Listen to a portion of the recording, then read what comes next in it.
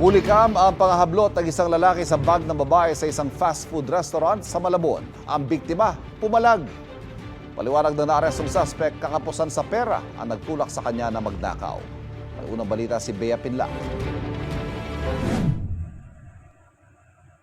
Nag-o-order sa isang fast food restaurant sa Barangay Longos, Malabon ang babaeng ito kahapon ng madaling araw. Habang ang lalaking nakaputi sa labas, sandaling tumigil sa may pintuan at tila nagmamasid. Maya-maya, pumasok na siya. Lumapit sa babaeng nag-o-order at biglang hinablot ang bag nito.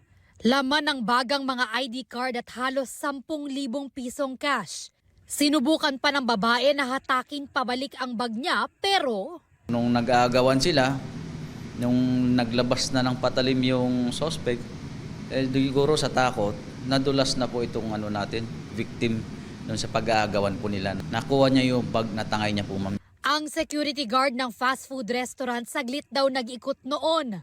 Pagbalik niya... Na pagbuksan pa konti ng gwardiya natin, hindi niya alam na nag-aagawan pala yun. Kaya nabuksan niya, kung tinitingnan niya, i-verify niya kung ano nangyayari. Yung pala, natangay na. Ang suspect tumakas sakay ng jeep papuntang Caloocan. Humingi raw ng tulong sa pulisya ang gwardya. Naaresto sa hot pursuit operations ang 33 anyos na suspect sa Barangay 8, Caloocan. Narecover din mula sa kanya ang tinangay na bag, pati ang patalim na ginamit niya sa krimen.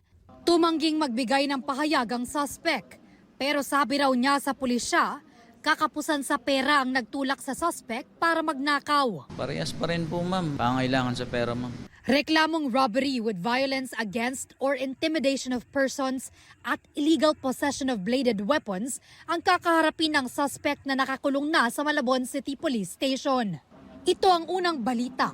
Bea Pinlac para sa GMA Integrated News. Kapuso, huwag magpapahuli sa latest news and updates. Mag-iuna ka sa balita at mag-subscribe sa YouTube channel ng GMA Integrated News.